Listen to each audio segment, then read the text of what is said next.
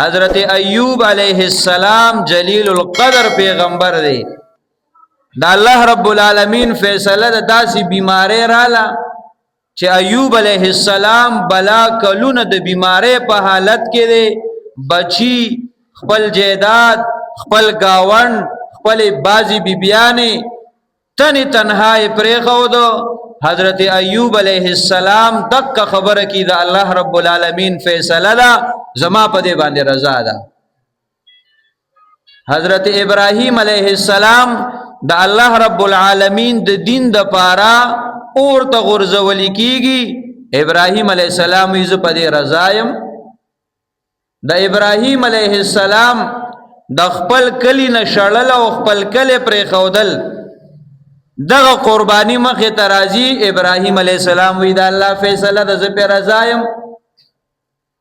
الله رب العالمین ورته حکم اوکو خپل بچی حضرت اسماعیل علیہ السلام او بیبی دی دا د بیت الله شریف په دغه خوا کې پرېده چې بیت الله شریف لا دوی آباد کړي نه دی، غیر آباد زیدی آبادی نشتا، ریگستان دی، د ونی سورم نشتا، د انسان درک نه لگی، د خوراک او د سکاک انتظام نشتا. دا الله رب العالمین فیصله دا اے ابراہیم علیہ السلام دا بی بی او دا بچی په دق میدان کې پریگ دا او تزا. ابراہیم علیہ السلام شاته ندی کتلی ولی دا الله رب العالمین فیصله دا او زمونږ ته رضا ده. ولی الله رب العالمین با اختیار دی، الله پاک رب او مالک او بادشاہ دی.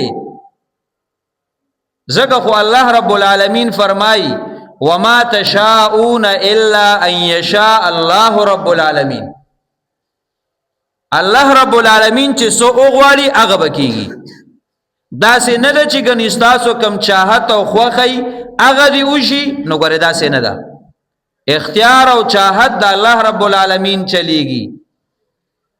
نو چې کله بندا دا اقرار وکي او دا اومني چې دا الله رب العالمین ربوبیت او مالکیت منم، نو بیا به الله رب العالمین فیصلو تم تسلیمي او دغه وجه چې مونږ کله ایمانیات او اقرار او تصدیق بیانو، نو د ایمانیات په بیان کې مونږ وایو ک تقدیر زما لپاره خیر ما تخکاری او که زما په نظر کې ما ته شرخ کاری، دا ټول باندې زما ایمان دی. دا د الله رب العالمین فیصله د حضور ته تیارم.